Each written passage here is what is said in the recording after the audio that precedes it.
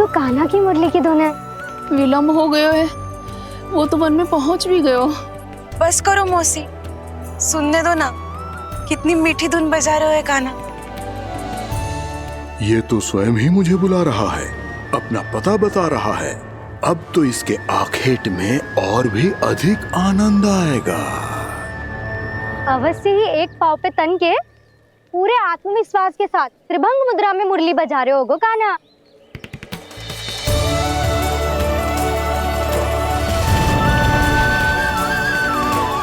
हाय, कितना सुरीला बजाता है।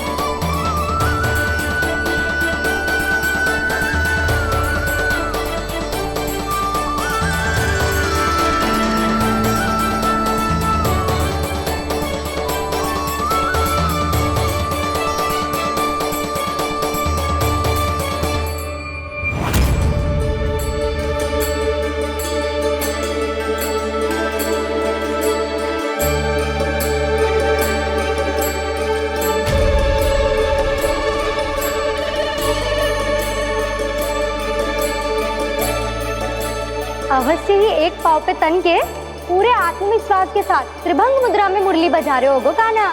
यहाँ तो सभी बालक एक पांव पर खड़े हैं, तो फिर इनमें से कृष्ण कौन है? अद्भुत प्रभु, जो छलिया सारे संसार को अपने छलावे में फंसाता है, आज आपने उसे ही फंसा दिया।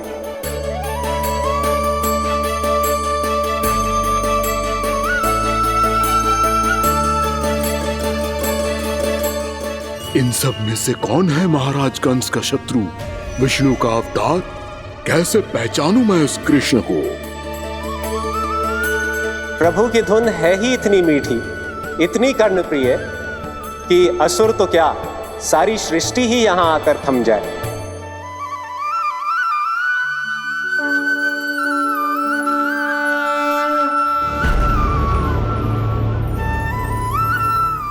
कहीं ये तो नहीं है वो मेरा शिकार विष्णु अवतार?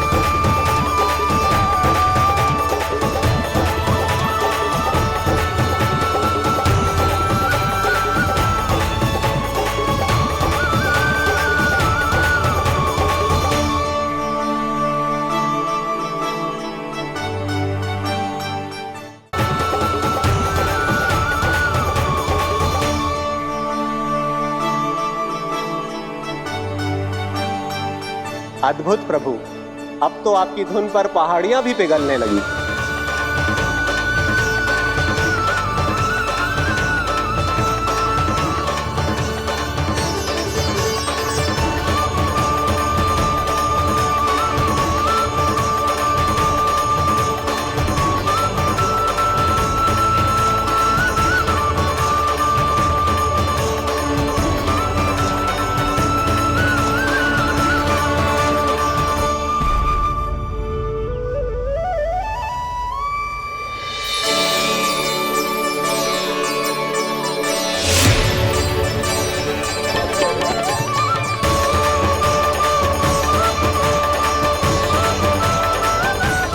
देखते ही देखते पूरी पहाड़ी बावरियल होकर पिघलने लगी है।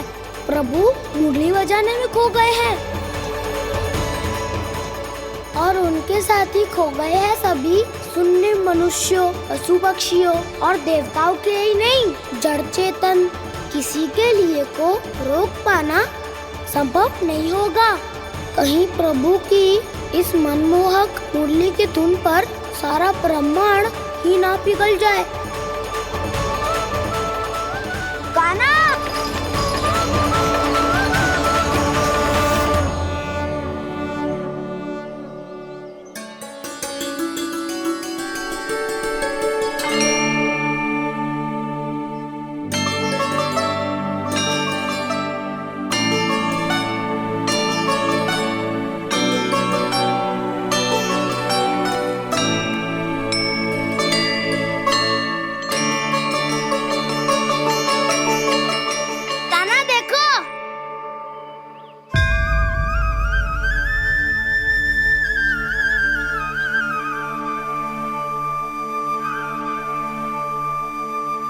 या तो आपके चरण का चिन्ह बन गया है प्रभु। अपने भक्तों के हित के लिए मेरी बस एक ही इच्छा है, ऐसी चिन्ह मेरे हर भक्त के हृदय पर हो। आपके पद चिन्ह तो सदैव से ही आपके भक्तों के हृदय पर छपे हुए हैं प्रभु, पर इस पहाड़ी ने भी अब इसे अपने मन में बसा लिया है। तो युगों युगों तक इस पहाड़ी को चरण पहाड़ी के नाम से जाना जाए। तो युगों युगों तक इस पहाड़ी को चरण पहाड़ी के नाम से जाना जाए। तो युगों युगों तक इस पहाड़ी को चरण पहाड़ी के नाम से जाना जाए।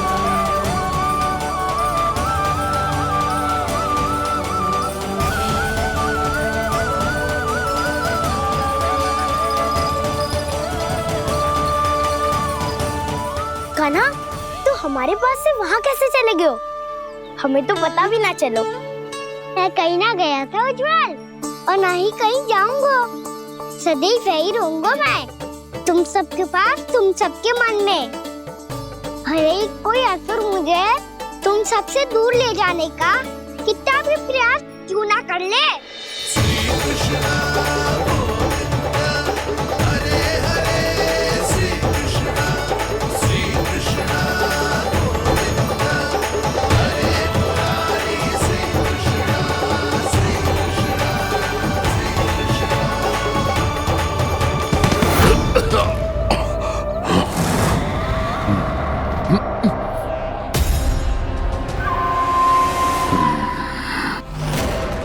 भले ही कितनी भी लीला क्यों न रच ले वो, आज उस छलिया कहलाने वाले विष्णु का सामना सच्चे छलिया से होगा।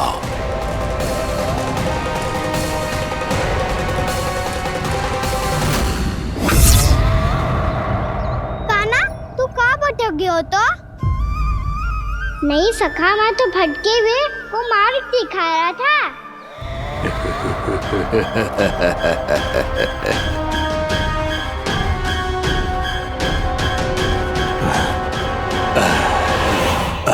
फिर से कहीं मत चले जाइयो, बहुत कठिनाई से फिर से तेरा साथ मिलो है हमें। कान्हा, तो इतने दिन बाद आए हो हैं, आज हम केवल गैया ना चराएंगे, कछु आनंद भी लेंगे आज। किसो आनंद? मैंने मारा और गैया सरा के घर दूल्हे से पहले ही सीधे सीधे सब घर सोलो। वैसे भी वन में बहुत भय लगता है मुझे। क्योंकि किस बात का भय? इतनी शीघ्र बोल गए। अभी कुछ दिन पहले ही तो उस ससुर और देवता में कितने भीषण युद्ध हुआ था। हाँ, हम शीघ्र घर जाएंगे। अरे वसंता, वो युद्ध ना था, सब बड़े बड़े देवता हमारे सखा कान्हा को बचाने आए थे। तू ही सोच, जिसकी रक्षा सारे भगवान मिलके एक साथ करते हैं, वो कान्हा हमारे साथ है, तो फिर हमें कैसा भय? वो कान्हा हमारे साथ है, तो फिर हमें कैसा भय? तुम सब भी कौन सी बात लेकर बैठ गए हो? ये बताओ कि आज हम क्या खेलेंगे?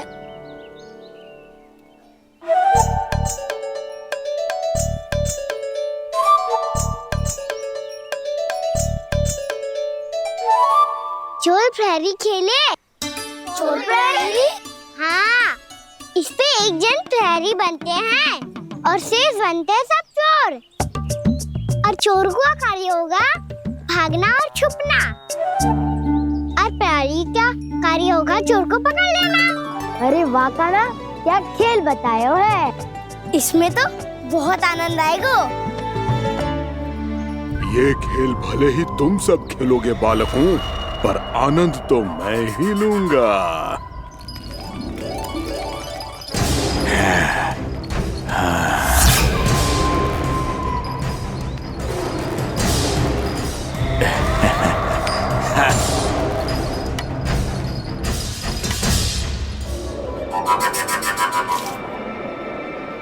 जी सिक्का।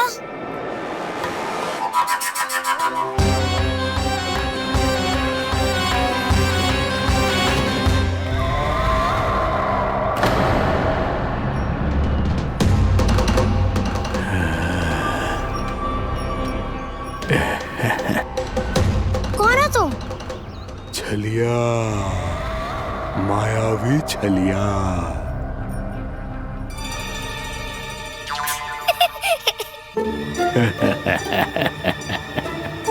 छलिया तो बहुत भयानक होता है, तुम्हारे जैसा थोड़ी दिखता है। हाँ, मुझे मूर्ख समझते हो तुम? 100 छलियाएं देखे हैं मैंने, हाँ, पर मैं उनसे ना घबराता हूँ, उनको मुझसे भय लगता है। हाँ, सच? और नहीं तो क्या, मैं हूँ इतना अनोखा, इतना वीर। तुम्हें विश्वास ना हो रहा है तो चलो मेरे सखाओं से पूछ लो।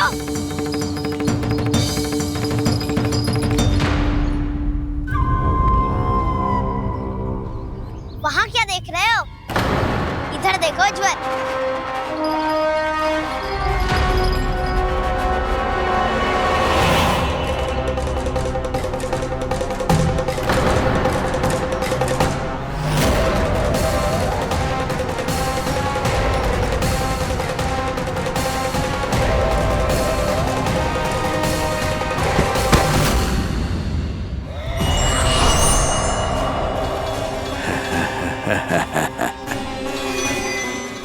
सौ छलिए देखे हैं इसने।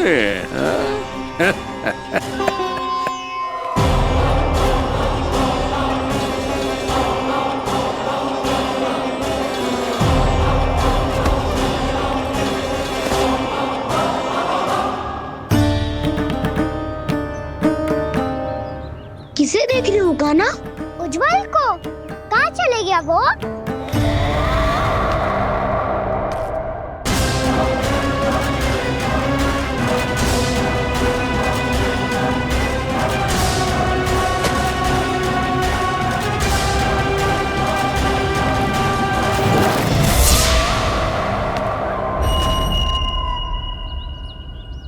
मत ही करो काना, उज्जवल यही का ही होगा, आ जाएगा। क्या हो गया खाना? तूने कही थी ना कि हम चोर प्रहरी खेलेंगे, तो खेल क्यों ना रहो? तुम्हारी प्रतीक्षा कर रहे थे। वैसे तुम कहाँ रह गए थे?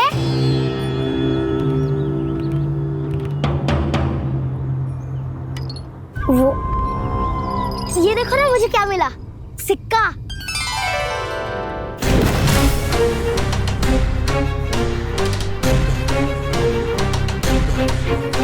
दीदी दिखा दिखा।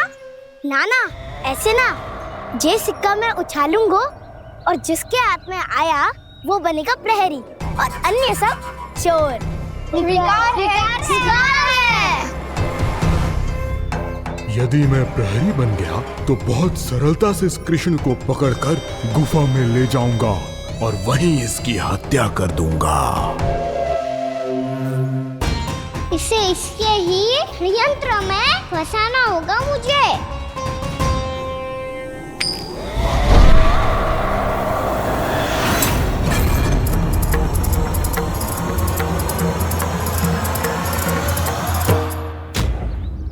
मैं प्रहरी, तुम सब चोर। कोई बात नहीं कृष्ण, अब इस उज्जवल की तरह पहले तुम्हारे सारे सखाओं को फंसाऊंगा मैं और फिर ले जाऊंगा तुम्हें।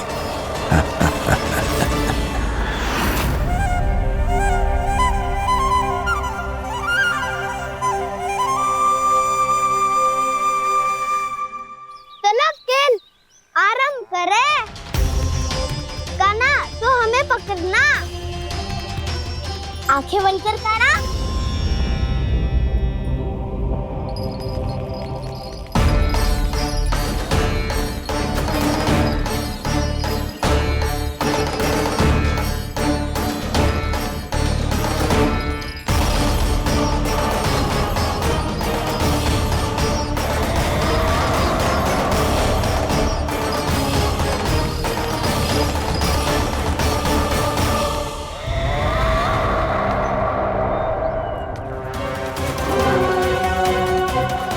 अकेला रह गया ये, अब फंस गया ये। सुबल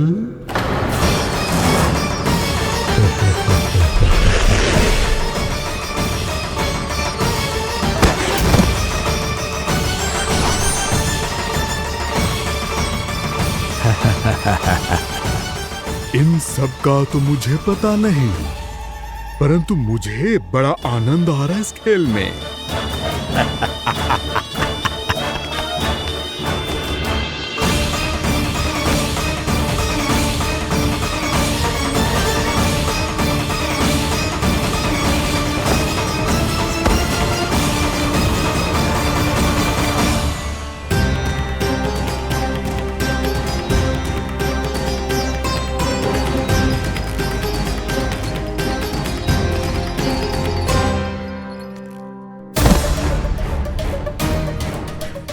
बसंता,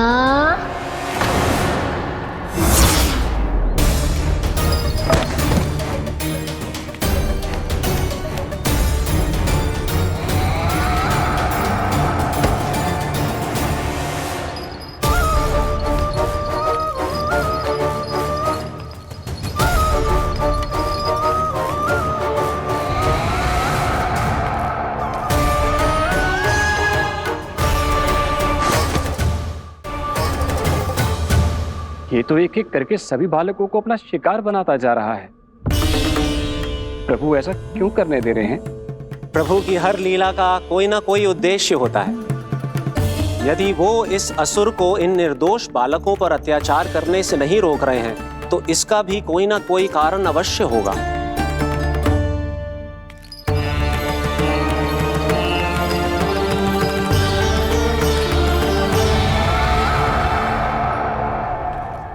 श्री दामा,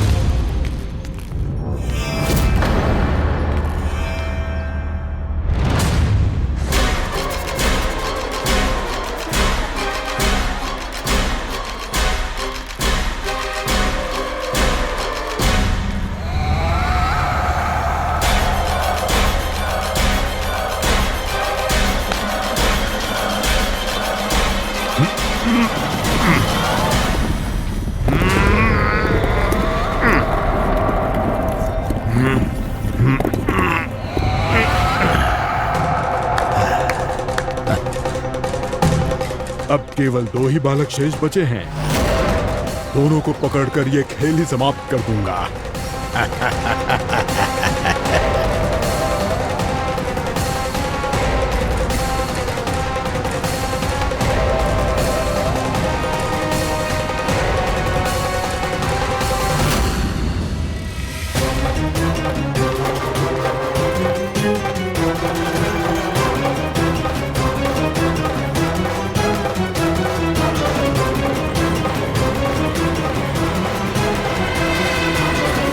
ये तो छलिया है, मायावी छलिया।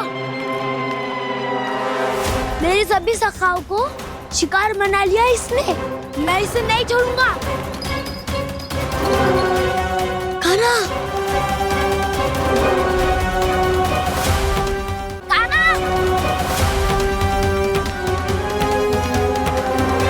कान्हा, कान्हा।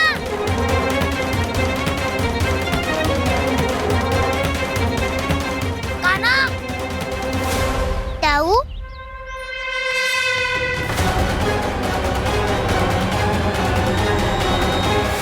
छलिया हो तुम? तुमने मेरे सखाओं का अपहरण किया है। मैं छलिया ना हूँ ना, मैं तो आपका छोटा भाई हूँ, आपका कान्हा। मैंने सब कुछ अपनी आंखों से देखा है। बस तुम छलिया ही हो। रूप बदल बदल कर मेरे सखाओं का अपहरण कर रहे हो। ये क्या कह रहे हो दाऊ? आप ही मुझे नहीं पहचानोगे तो कौन पहचानेगा? कान्हा, ये नहीं, मैं हूँ वास्तविक बलराम, तुम्हारा दाऊ।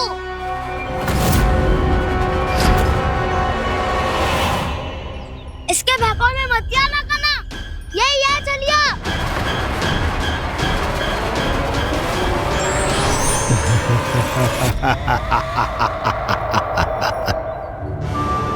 बुद्धिमान बालक, केवल तुमने ही पहली बार में माना है कि मैं ही वास्तविक छलिया हूँ।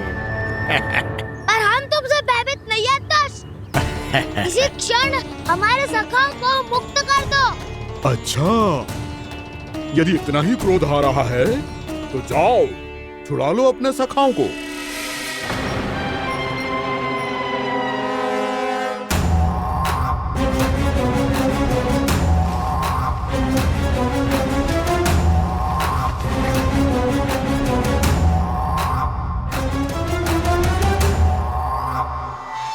तुम छलिया हो, तुम छलिया हो, तुम छलिया हो, तुम छलिया हो, तुम छलिया हो, तुम छलिया हो, तुम छलिया हो, तुम छलिया हो। कान्हा, हमारी रक्षा कर। कान्हा, रक्षा करो हमारी। बलराम, हमें बचाओ। कान्हा, हमारी रक्षा करो हमारी। या मैं हूँ ऐसा? किसी का बाल भी पाका नहीं कर पाओगे तुम। बालक, पर मैंने तो पहले ही तुम्हारे सखाओं को उस कंदरा में पहुंचा दिया है। बेचारे इस समय घबरा के रो रहे होंगे, सहायता की भिक्षा मांग रहे होंगे। जानते हो तुम उन सबका अपहरण क्यों कर पाए? क्योंकि मैंने तुम्हें कर नहीं दिया, ताकि मुझे तुम्हारा सामना करने के लिए एकांत मिल सके। अच्छा। जाओ, आप जाके सखाओं को बचाओ। इस दुष्ट के लिए मैं पर्याप्त हूँ।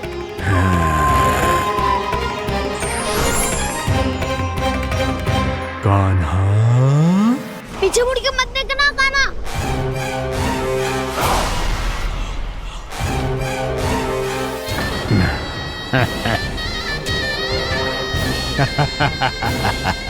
अपने सखाओं की तरह अब तुम भी फंस गए कृष्ण। अच्छी कलाकारी कर लेते हो मेरा सर। किसे सिखाया ऐसा स्वांग करना? स्वांग नहीं, माया है ये विद्या मैंने अपने पिताश्री से सीखी है। माया के महान आचार्य मायासुर। तो तुम मायासुर के पुत्र हो, पर जिसके सामने ना माया जाल बुनने का प्रयास कर रहे हो, ये माया के स्वामी है।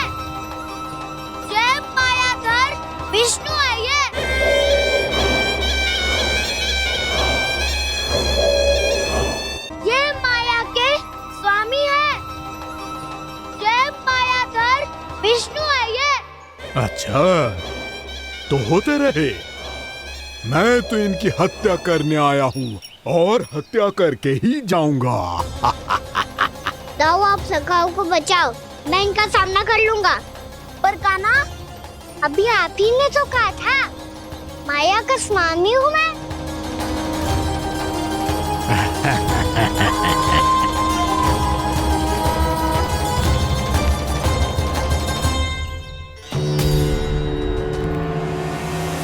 ये तो मथुरा का व्यापारी है। इसको अर्थ वो जो था वो सच में छलिया हो तो कहीं वो नंदमोहन तो ना पहुंच गो। हमें शीघ्र ही गांव जाना पड़ेगा और सबको सावधान करना पड़ेगा। चल।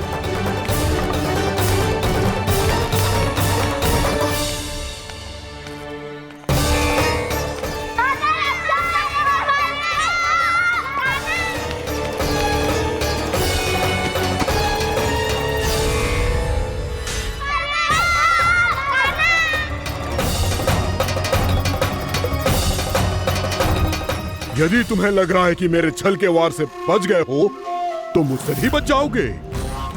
ये तुम्हारी सबसे बड़ी भूल है कृष्ण। मेरे पास बहुत सारे मायावी अस्त्र हैं जो क्षण भर में ही तुम्हें विष्णु लोक पहुंचा देंगे। तो फिर प्रतीक्षा क्यों कर रहे हो? बालक, मैं परिहास नहीं कर रहा हूँ। मुझे पता है, तभी तो कह रहा हूँ शीघ्र दिखाओ ना। मुझे तुम्हारे सारे मायावी अस्त्र देखने हैं। कैसे बालक हो तुम? मैं यहाँ खेल दिखाने नहीं आया हूँ। उस समय वैद क्यों कर रहे हो ब्रह्मासुर? जो करने आए हो वो ही करो ना। अब देखो कैसे तुम्हारे प्राण एक ही वार में इस देह का साथ छोड़कर उड़ जाएंगे। मेरी मायावी अग्नि तुम्हारे भोले भाले से इस मुख को जलाकर भस्म कर देगी।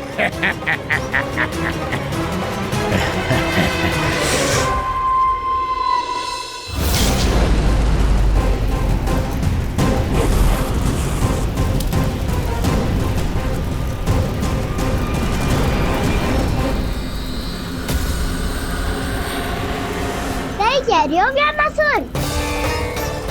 भोला भाला तो दिखता हूँ मैं। मैया भी यही कहती है।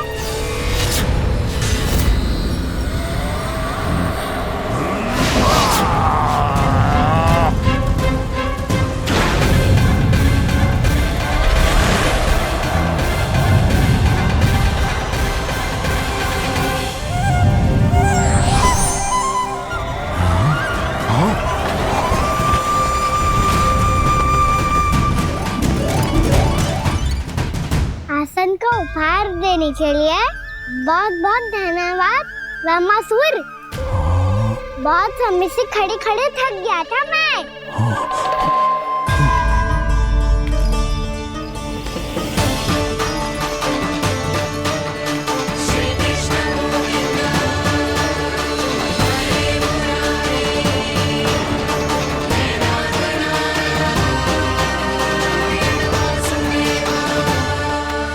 अगला अस्त्र दिखाओ ना। तुम्हारी यही जिज्ञासा आज तुम्हारा अंत करने में सहायक बनेगी मूर्ख बालक।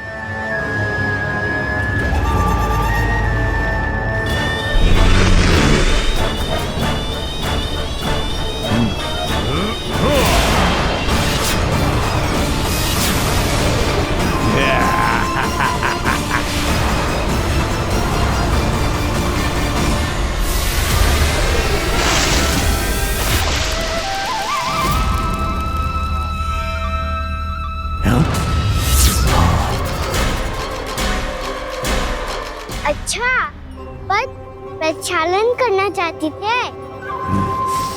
तो पहले क्यों नहीं बताया? मुस्कुराना बंद करो। तुम्हारी ये हंसी मुझे कांटों की तरह चुभ रही है।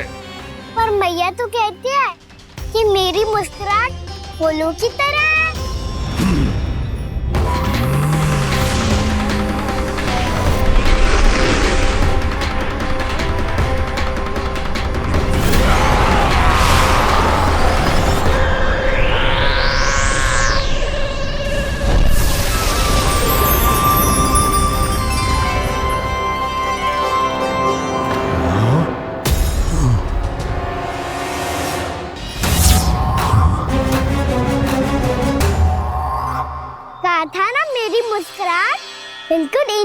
उल्लू की तरह है। और तुम कर क्या रहे हो मामा सर? कभी आसन दे रहे हो, कभी पद प्रक्षालन कर रहे हो, और अब फूल भी चढ़ा दिया है। तुम मुझ पे वार करने आए हो कि पूजा करने? तुम्हारी पूजा तो मैं अब ऐसी करूंगा कि तुम मृत्यु के बाद भी मुझे भूल नहीं पाओगे बालक।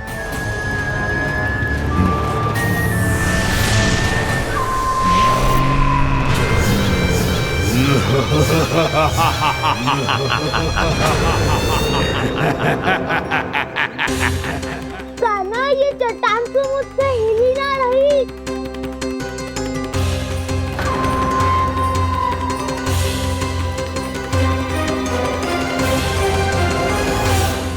अभी कंदरा के अंदर कुछ क्षणों में ही प्राण वायु समाप्त हो जाएंगे। तुम्हारे सारे सखा एक एक कर अपने प्राण त्याग देंगे और तुम्हारा वध करूंगा मैं।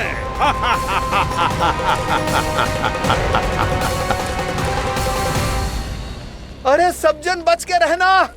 छलिया आया हुआ है वृंदावन में। अरे छलिया आ गया है। वृंदावन में मायावी छलिया। अरे क्या हुआ? कौन छलिया? मायावी छलिया, सबको छलता है वो। हाँ, कुछ भी कर सके है वो। बहुत भयानक। अरे भानु ठहर जरा, क्या हुआ? बहुत भयानक है वो, बच के रहना सब लोग। अरे भेष बदल ले तो है वो। हाँ। क्या हुआ? छलिया है वो। अरे मेरी बात तो बताओ। रानी भाभी, रानी भाभी, कान्हा घर पर ही है ना? ऐसे भड़बड़ा क्यों रहे हो? कोई भूत देख लियो है क्या? भूत ना भाभी, छलिया से भेंट हो गई। सच्ची का मायावी छलिया है भाभी। क्या उल्टा सीधा बोले जा रहे हो? ठीक से बताओ। अब बोलो भी। वो कान्हा के पीछे पड़ो है वो। मेरे लल्ला के पीछे? हाँ रानी भाभी, हमारे अचेत होने से पहले हमने उसे ये कहते सुना था कि वो वृंदावन आने वाला है कान्हा से मिलने। हे नारायण, मेरे कान्हा की रक्षा करना। जसोदा जी, मायावी छलिए से बचना बालकों के बस की बात ना है। जीजी, बालक वन में अकेले हैं।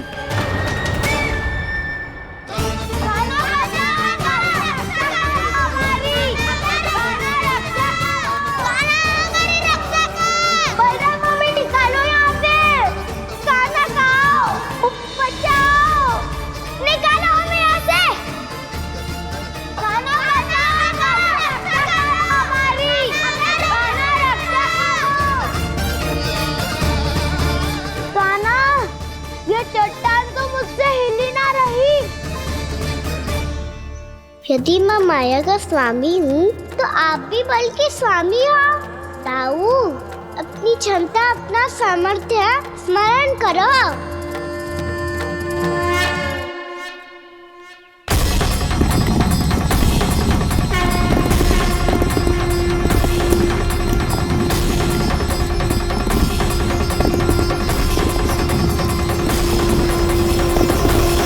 इससे पहले कि वो कंदरा का द्वार खोल के तुम्हारे सखाओं को बाहर निकाले, मैं तुम्हारे प्राण ले लूंगा कृष्ण।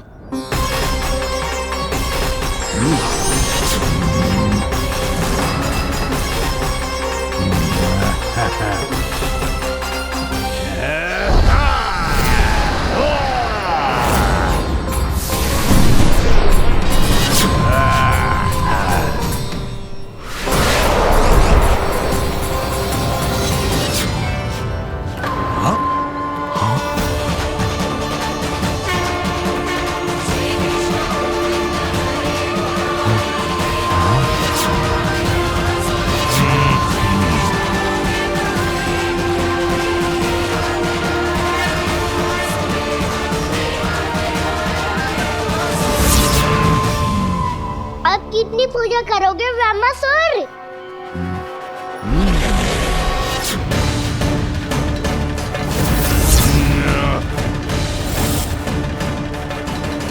प्रभु तो खेल खिला रहे हैं इससे, और ये खेले जा रहा है विवश होकर, उनकी माया से बाध्य होकर।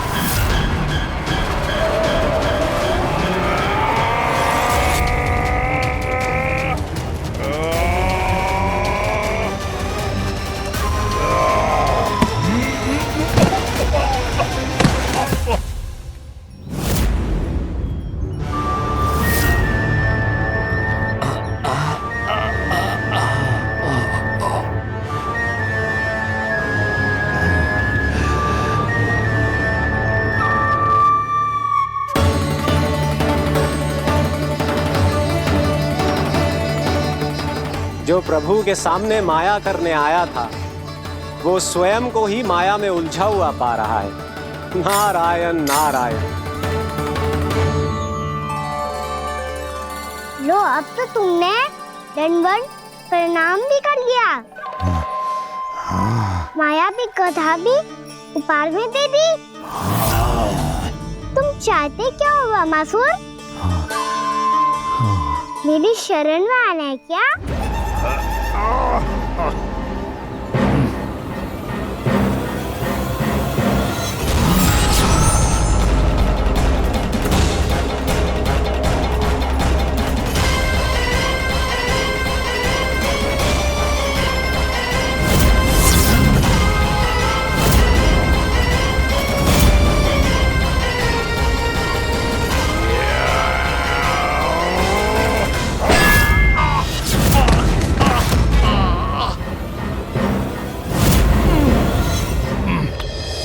सोच विचार का समय ना है हमारे पास। अपने बालकों की रक्षा के लिए इसी क्षण में निकलना होगा। और वो छलिया किसी का भी रूप धारण कर सकते है। सुलक्षणा तेरा, शांति तेरा या मेरा, किसी का भी रूप धारण करके हमें भ्रमित कर सकते हो। इसीलिए हमें सतर्क रहना होगा। समझ आई? चलो।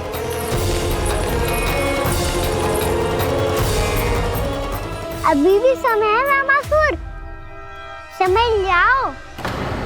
यदि मैया आ गई तो बात गड़बड़ हो जाएगी।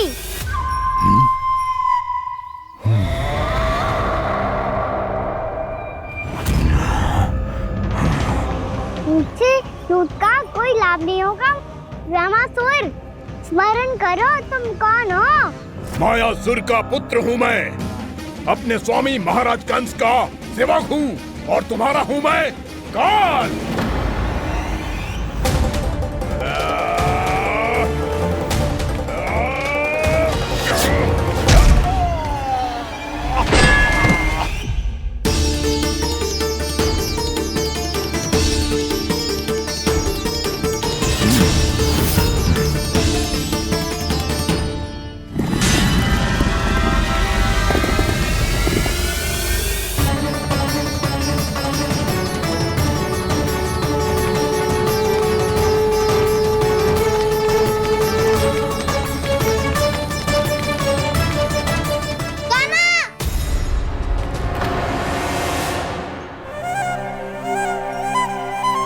बाबा कहते हैं दुष्टों को पहले बातों से समझाना चाहिए, फिर भी ना माने तो अस्त्र ना उठाना दृढ़ता होती है।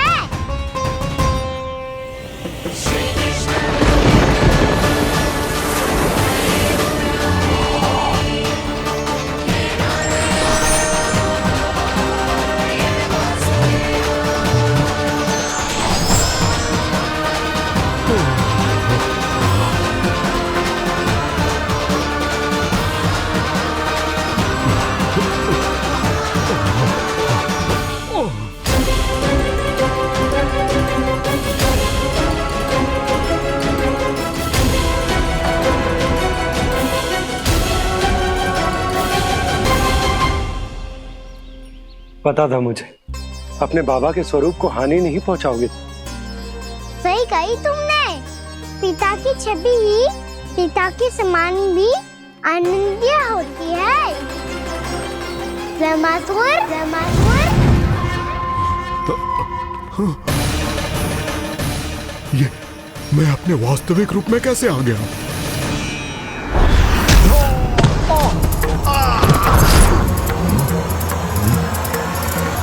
मेरे बाबा का स्वरूप नहीं लेना चाहिए था तुम्हें।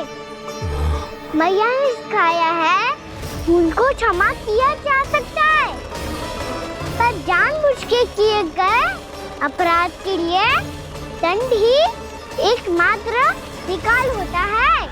ये बार बार अपनी मैया का नाम ले रहा है। यदि मैं वो स्वरूप लूं तो अपनी मैया पर वार नहीं कर पाएगा ये।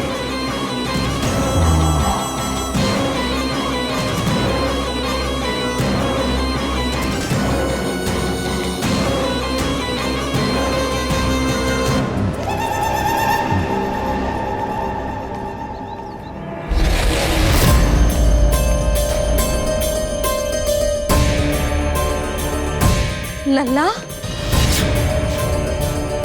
मैं तेरी मैया हूँ, अपनी मैया को मारेगा? बच गया। समझाया था पर तुमने एक बार फिर से मूर्खता कर ही दी। इस बार तुमने पहले से भी बड़ी और पहले से भी भयंकर भूल किया वैमासुर।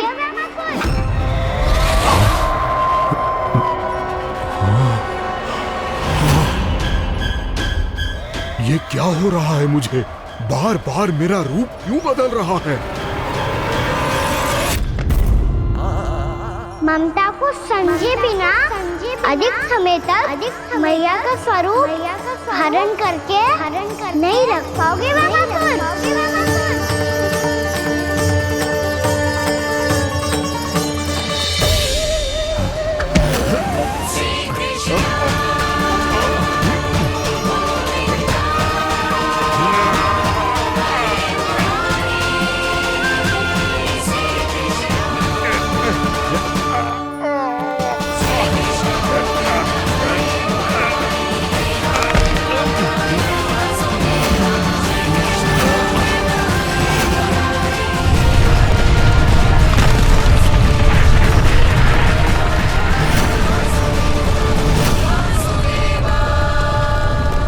प्रभु के क्रोध से धरती भी कांपने लगी है।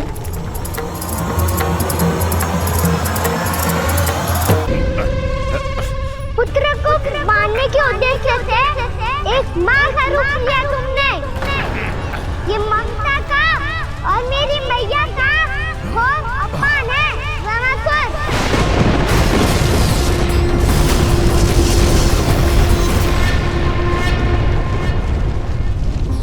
इससे पहले इस असुर के कारण निर्दोष प्राणियों का कोई अहित हो, मुझे कुछ करना होगा।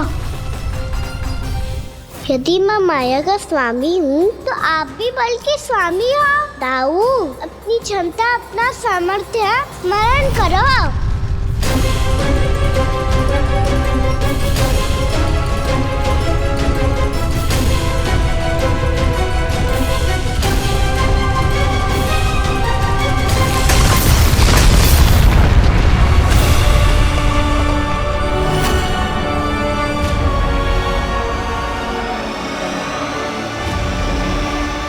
अद्भुत बल दाऊ, अद्भुत। अपने बल का उचित प्रयोग करके आपने प्राणियों को हानि होने से बचा लिया और ये भी सिद्ध कर दिया कि इस युग में आपसे अधिक बलवान और कोई नहीं होगा। आज से आप बलदेव के नाम से भी जाने जाएंगे। आज से आप बलदेव के नाम से भी जाने जाएंगे। आपके चरणों का ये चिन्ह युगों युगों तक आपके बल की कथा कहता रहेगा। बलराम का चरण चिन्ह।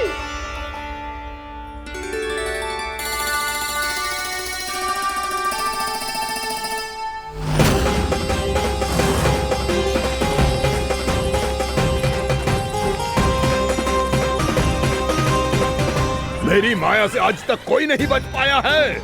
एक बार मुझे छोड़कर देखो, फिर पता चलेगा कि मैं हूँ कौन। पहले ये तो देख लो कि मैं कौन हूँ।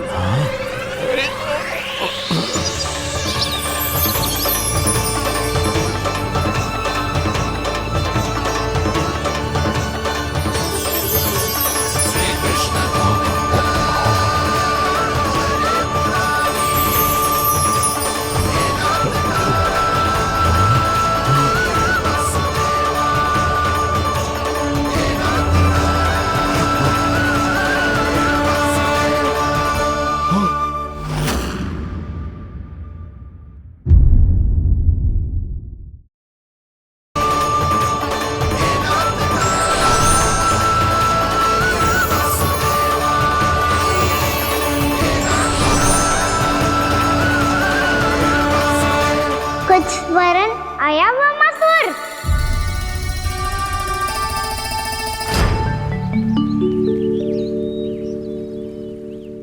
बहुत समय पहले की बात है। बहुत बड़े भूमाकर राज करते थे तुम।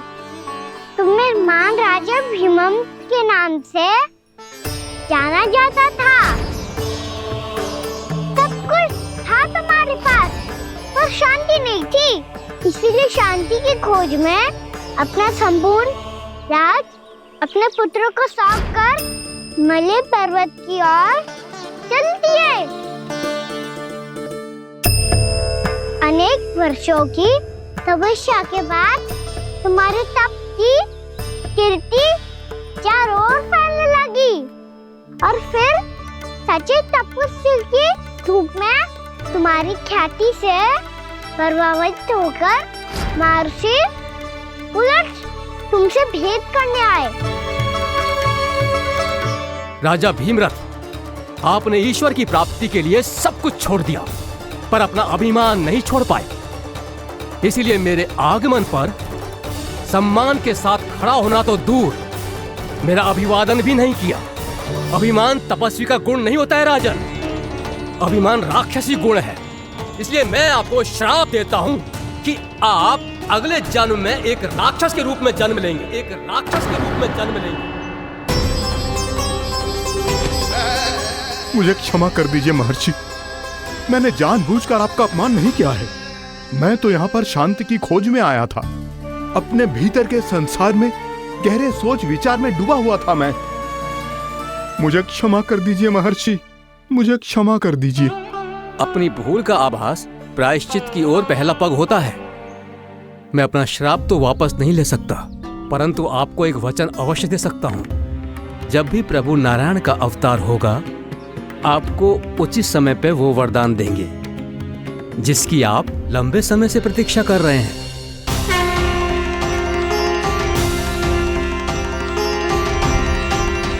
प्रभु, आपने मेरी आंखें खोल दी। अब मुझे पता चल गया है कि आप कौन हैं और मैं कौन हूँ। इसलिए आप मुझ पर कृपा करके अपने चरणों में स्थान दे दीजिए।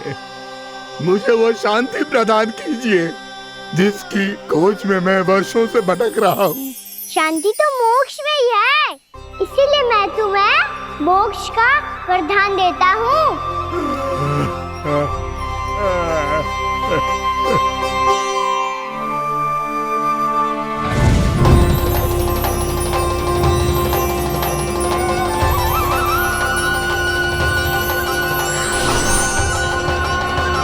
प्रभु की ये लीला सदैव स्मरण रखी जाएगी। इस स्थान को इनका आशीर्वाद मिलेगा और इस कंदरा को व्योमासुर की कंदरा के रूप में पहचाना जाएगा। भविष्य में अनेक ऋषि मुनियों की शरण स्थली बनेगी ये कंदरा। दीदी, ये कोई साधारण बालक ना है। ऐसा चमत्कार कोई साधारण बालक थोड़ी ना कर सकते है। तुम सत्य कह रहे थे बलराम, कान्हा सच्ची में भगवान ही है। तभी तो सब देवता इसे बसाने और इसकी ओर से युद्ध करने आते हैं। तुम सब ऐसे आंखें फाड़ के क्यों देख रहे हो मुझे?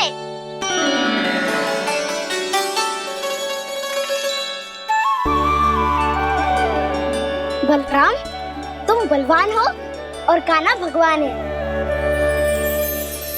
दूर दूर तक कोई दिखाई न दे रहा है। ना जाने किस हाल में होंगे बालक। कहीं हम ही तो मार्ग ना भटक गए शीघ्रता के चक्कर में। अब तो एक पग भी ना चलो जा रहे हो। जल, किसी के पास जल है क्या? कंठ तो मेरा भी सूख रहा है मौसी। भाभी, निकट ही जमुना जी है, कहूँ तो वहाँ से जल ले आओ। मैं भी जा रही हूँ भाभी, एक से भले दो। हाँ चल, शीघ्रता से आओ। हाँ।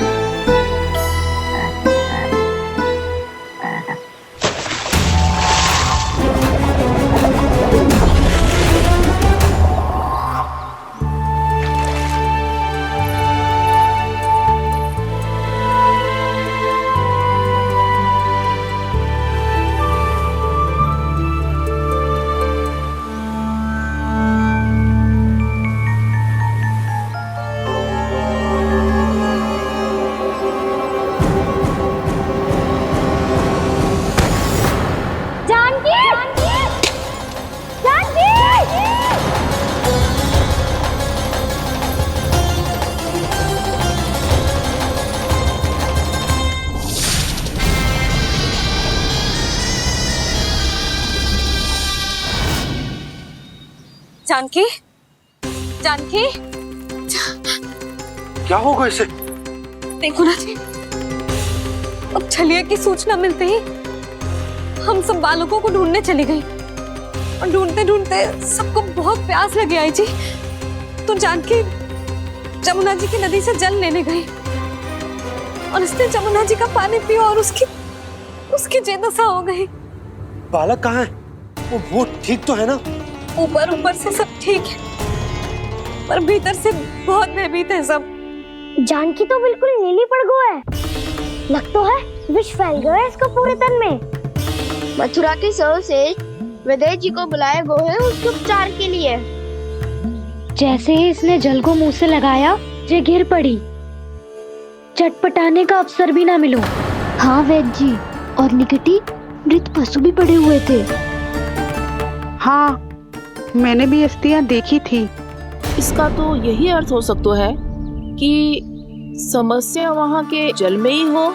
वैद्य जी, आप रोगी की नाड़ी पे ध्यान दो ना।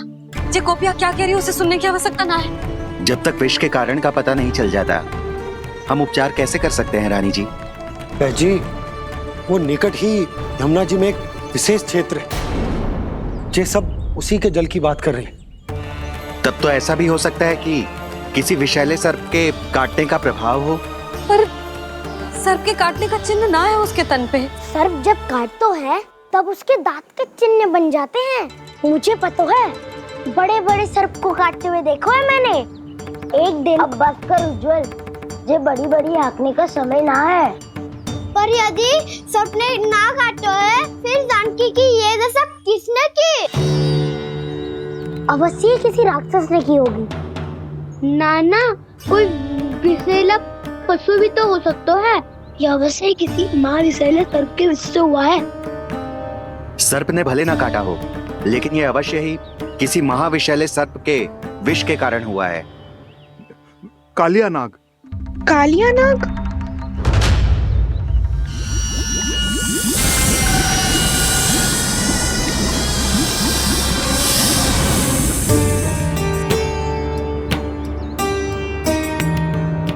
संकेतों से तो ऐसा लगता है कि जानकी ने कालिया नाग के क्षेत्र के विशाल जल पी लियो है। कालिया नाग एक लोक श्रुति है, कल्पना में गढ़ी हुई एक कथा, और कछु ना है। हमें जाके पता लगाना पड़ेगा। पर हमें वहां जाने से मना किया है ना बड़ों ने। उज्जवल सही कह रहे हो है। इस समय जानकी के स्वार्थ से अधिक महत्वपूर्ण और कछु ना है। जानकी हमारे लिए ही जलाने गई थी जी। ना मैं उसे जाने देती ना जैसा वो तो। वैद्य जी, आप शीघ्र कछु करो, कैसे भी कछु भी करो, पर इसके प्राण बचा लो।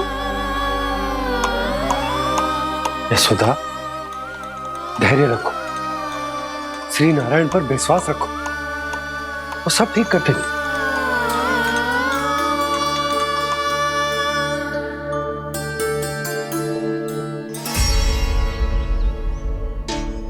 विष की काट की मेरे पास जितनी जड़ी बूटी थी, मैंने सब अर्क बना के पिला दी, पर इसकी दशा में अभी तक कोई सुधार नहीं दिख रहा है।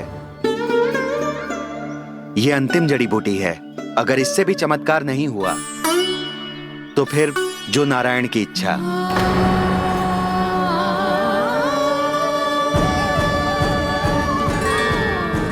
पर कोई तो उपाय होगा जानकी को बचाने का। कान्हा, यदि तुझे किसी औषधि के बारे में पता है, हमें बता दे, हम जाके ले आएंगे।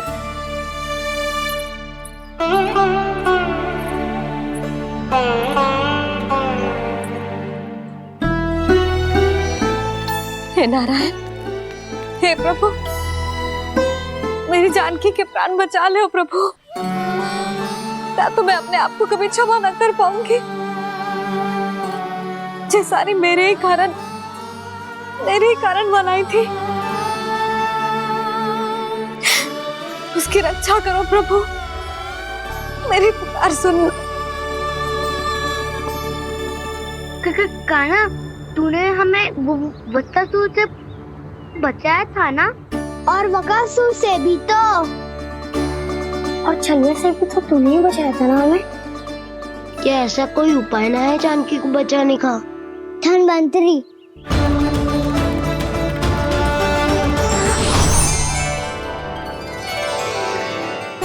मैं आ गया हूं प्रभु, चिंता मत कीजिए, आपके आदेश का पालन अवश्य होगा। यशोदा मैया,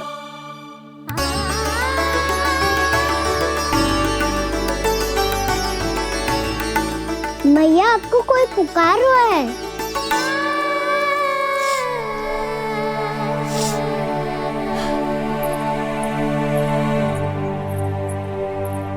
चिंता मत करो मैया, अब धन्वंतरी जी आ गए हैं, वो सब संभाल लेंगे।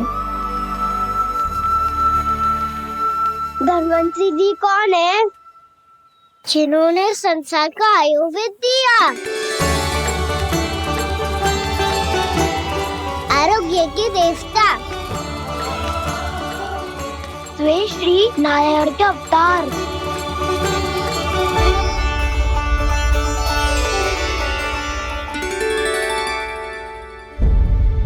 मुझे पता चला है कि आपको वेद की आवश्यकता है। हाँ हाँ, भीतर आइए। आइए आइए बैठे जी। जी रहे। मथुरा का सर्वश्रेष्ठ वैद्य अर्थात मैं यहाँ आ चुका हूँ और रोगी को जितनी औषधि की आवश्यकता थी सब दे चुका हूँ। निश्चित रूप से आपने विष की काट के लिए बहुत ही उत्तम अर्घ तैयार किया है, इसीलिए किसी और वैद्य की आवश्यकता नहीं है। किंतु आप अकेले कितना कुछ करेंगे वैद्यराज, मुझे अपना सहायक ही बना लीजिए। पर जो करना था मैं पहले ही कर चुका हूँ। हाँ, वो तो आप कर चुके हैं, बस रोगी के तन से विष निकालना शेष है ना वैद्यराज? हाँ हाँ, बस वही शेष है। इनके रक्त को विष रहित करने में मैं आपकी सहायता करूंगा। पहले ये संजीवनी मानी जाने वाली इन लाल फूलों की बूटी को भी घिसना है ना?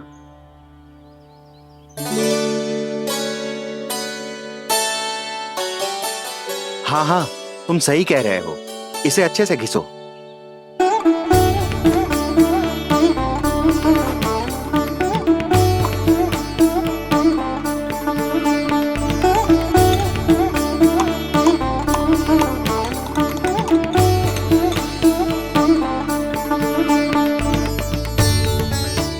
और ये नीले फूलों को भी तो मिलाना है ना?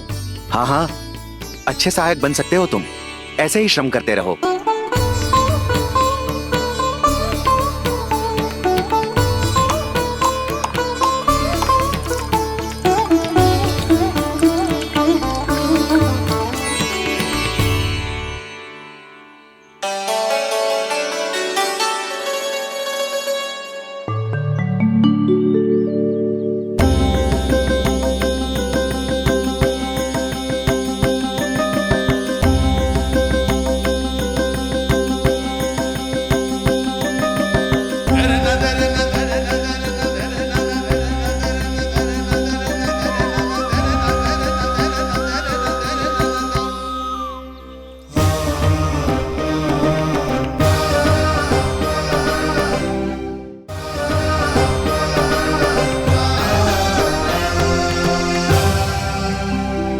जानकी स्वस्थ हो जाएगी ना धन्वंतरी जी?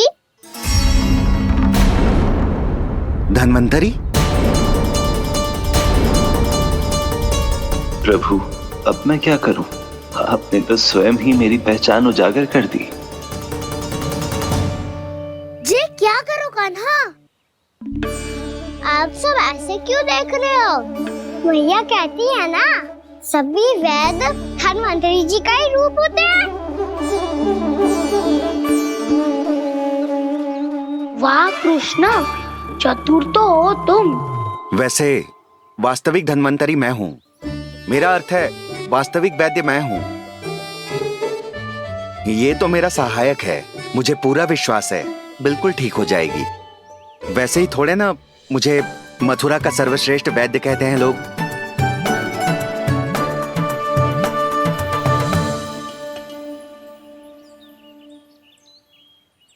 जसोदा भाभी, जसोदा जी, जानकी को चेतना आ गई। जानकी, जानकी, जानकी, तू ठीक है ना? क्षमा करना भाभी, मैं आपके लिए जल ना ला पाई। बस बहुत भूख लगी है। मैं अभी कुछ लाती हूँ। जानकी, माखन खाओगी?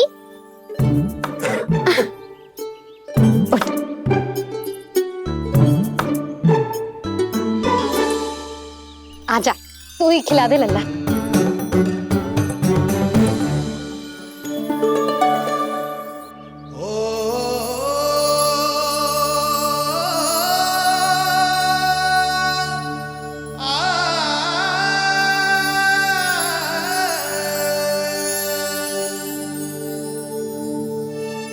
तुम सब मेरे लल्ला को माखन चोर कहती हो ना?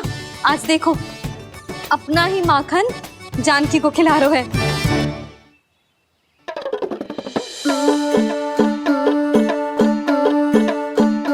थोड़ा और विश्राम कर लो। सदैव तुम हम सबकी सेवा करती हो, आज मैं तुम्हारी सेवा करूंगा। जानकी की जिज्ञासा तब हुई जब जय यशोदा काकी की सेवा कर रही थी, और अब देखो स्वयं भगवान ही इसकी सेवा कर रहे हैं। जानते हो इससे क्या सिद्ध होता है? जो भी यशोदा मैया की पूजा करेगा, अर्थात अपने माता पिता की सेवा करेगा, उनके साथ सम्मान से व्यवहार करेगा, ईश्वर स्वयं उसका ध्यान रखेंगे। कभी धन्वंतरी के रूप में तो कभी स्वयं कान्हा के रूप में। भक्त और भगवान का देखो कैसा ये अनुराग, स्वयं करे सेवा प्रभु, अद्भुत गोपी का भाग्य। प्रभु इन सब पृथ्वीवासियों से कितना घुल मिल गए हैं। ना तो ये प्रभु को भगवान मानते हैं और ना ही प्रभु अपने आप को इनसे सर्वश्रेष्ठ समझते हैं। अपने आचरण से ये सिद्ध कर रहे हैं कि ये सभी में हैं और सभी इनका ही अंश है।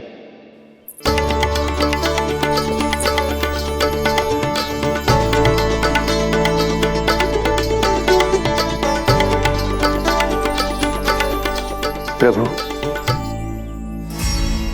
अब मुझे जाने की आज्ञा दीजिए।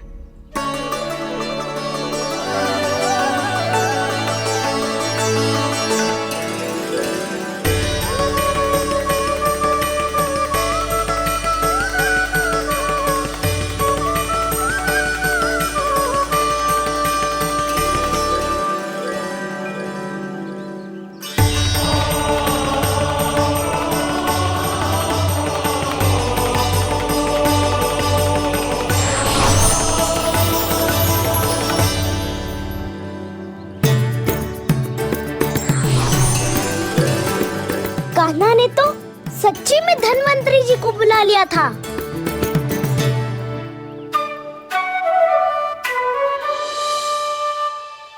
जब से कान्हा का जन्म हुआ है ना, मैं तब से देख रही हूँ, तब से हम पे कोई भी संकट आती है ना, तो अचानक से कोई अपरिचित हमारी सहायता करने आ जाता है, और जाते समय कान्हा की आज्ञा लेके जाते है, और कभी कभी तो इसे प्रभु बोल के जाते है। बाबा संभालो।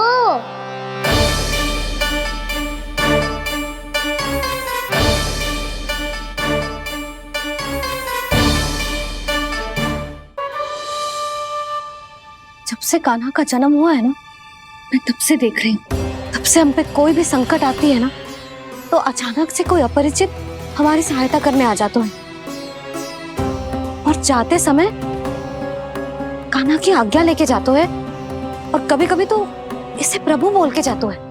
बाबा संभालो। यशोदा, इस जानकी को चढ़ो है और विचित्र विचार तुम्हारे मन में है।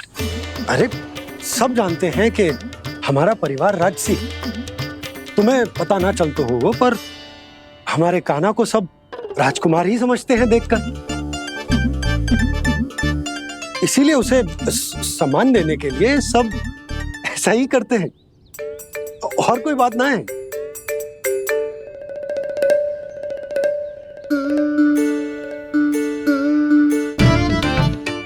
अब जे मेरे लल्ला को ऐसे क्यों घूर रहे हैं? बुरी दृष्टि लगाएंगे क्या? वैद्यराज जी, आपके सहायक तो गए, अब आप यहाँ क्यों? वो क्या है ना, मैं अपने रोगी का निरीक्षण करके पूरी तरह से संतुष्ट होकर ही जाता हूँ।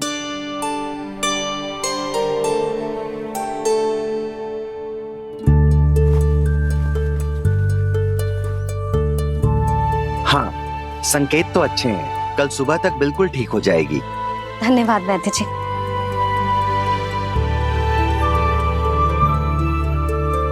बस तो फिर हम कल पकड़ पकड़ाई खेलेंगे जानकी।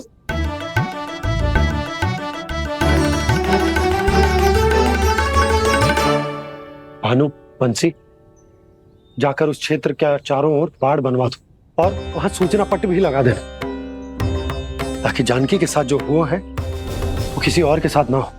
शीघ्र जाओ। जी ठीक है।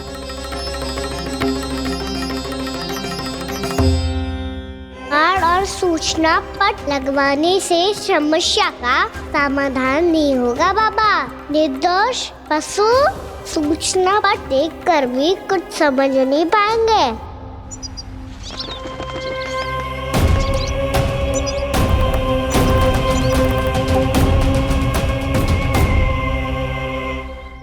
तो तुम्हारे कहने का अर्थ यह है कि व्योमासुर मारा जा चुका है और वो बालक अब भी जीवित है। हाँ महाराज, मैंने गोप बालकों को कहते सुना था कि कृष्ण ने छलिया को मोक्ष दे दिया है, पर वृंदावन सुरक्षित नहीं है महाराज। वो एक बहुत बड़ी समस्या से जूझ रहे हैं। कैसी समस्या? गांव के निकट क्षेत्र में किसी विषैले सर्प का निवास है। उसके विष का प्रभाव इतना भयानक है महाराज, जैसे विष ना हो, स्वयं हलाहल हो। मेरी कोई भी औषधि रोगी का उपचार नहीं कर पा रही थी। निकट के क्षेत्र में कहाँ है वो सर्प? गोप मानते हैं कि वो सर्प गांव के निकट यमुना नदी के जल में रहता है। मुझे तो लगता है महाराज, ये कालिया नाग की कथा कोई किंवदंती या लोक श्रुति नहीं, एक सच्चाई है, एक विषैली सच्चाई।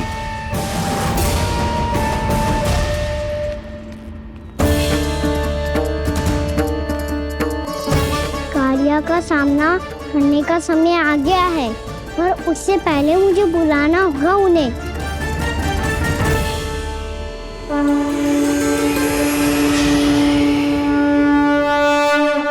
संसार के दारुण भय का नाश करने वाले, सभी कष्टों का हरण करने वाले, विश्व का समस्त ऐश्वर्य प्रदान करने वाले, कमल जैसे लोचन, मुख और चरणों वाले आजानुभुज श्री राम को मैं बार बार नमस्कार करता हूँ। आपदामपहर्तारं दातारं सर्व संपदां लोकाभिरामं श्री रामं भूयो भूयो नमाम्यहम्। कागभूसोंडी कागभूसोंडी कागभूसोंडी। प्रभु क्षमा करें, मुझे जाना होगा।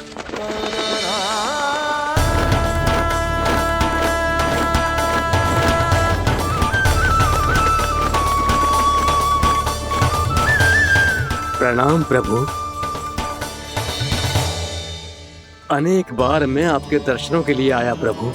कभी नंद भवन के झरोखों से आपके दर्शन करके चला जाता था, तो कभी दूर किसी वृक्ष की आड़ से आपको निहार लिया करता था। आज आपने स्वयं मुझे बुलाकर धन्य कर दिया प्रभु।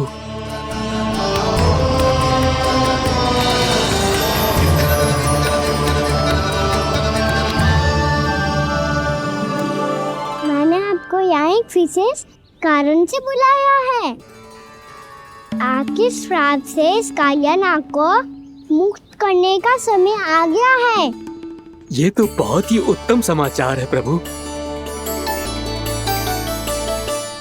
इतने वर्ष बीत गए, मुझे आज भी स्मरण है वो दिन जब मैंने उन्हें श्राप दिया था। अपने क्रोध पर नियंत्रण खोकर बहुत बड़ी भूल कर दी थी मैंने प्रभु।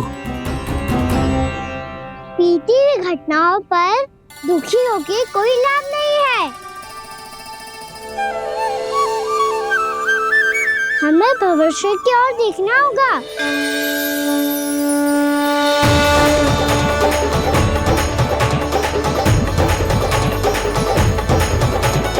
आदेश कीजिए प्रभु, क्या आज्ञा है आपकी? जब मैं कालिया नाग का सामना करने जाऊं, तो आप यही रहेगा। आपको अपने आप पता चल जाएगा कि कब क्या करना है। और हाँ, लौटते जाते समय नारद मुनि से कहिएगा, वो आकर मुझसे भेंट करे। अवश्य प्रभु, प्रणाम। क्या इसने सच्ची में देवर्षि नारद को बुलाया है? नारायण नारायण, आपको संदेश भेजने की आवश्यकता नहीं थी। आप स्मरण करते और मैं चला आता। तुम्हारा कल्याण हो नारद।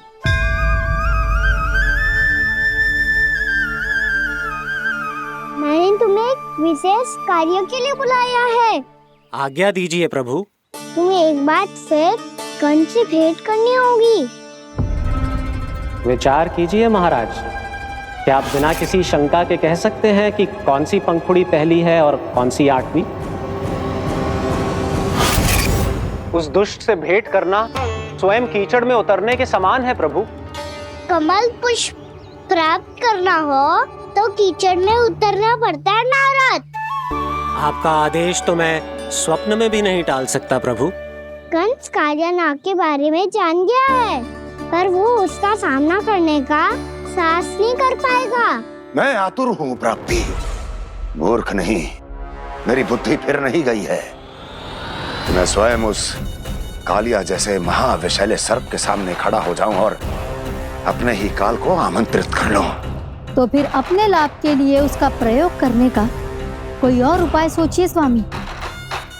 कुछ ऐसा कीजिए कि यमुना नदी का पूरा जल विषैला हो जाए और वृंदावन वासी उसका उपयोग करे, और आपका काल कहलाने वाला वो बालक स्वयं काल के गाल में चला जाए। उत्तम उत्तम सुझाव है प्राप्ति। अब मुझे उस कालिया तक पहुंचने का मार्ग ढूंढना होगा। उसको विवश करने का कोई उपाय ढूंढना होगा, क्योंकि व्यक्तिगत रूप से उससे भेंट करना असंभव है। असंभव। आप सही कह रहे हैं प्रभु। कंस में उतना सामर्थ्य नहीं कि वो कालिया नाग का सामना स्वयं कर सके। वैसे तो कालिया गरुड़ देव का भी सम्मान नहीं करता, तो फिर वो कंस का सम्मान क्यों करेगा भला? नहीं करेगा, पर कंस तुम्हारा सम्मान अवश्य करेगा नारद। तुम्हारी बातें भी सुनेगा और मानेगा भी। ये मेरी योजना का बहुत ही महत्वपूर्ण भाग है। तुम कंस के पास जाओ और कहो कि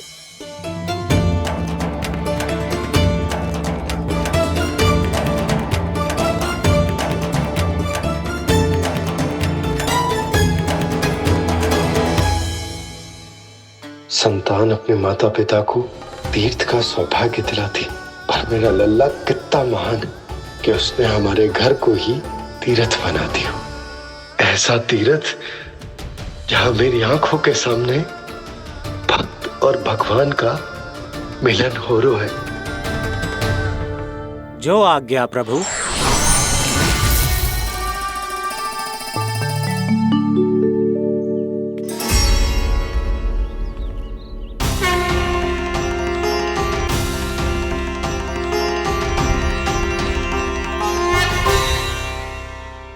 बाबा। कान्हा, ये सब क्या चल रहा है? पहले काक भुसुंडी जी और फिर जे नारद जी। क्या योजना बना रहे हो तुम?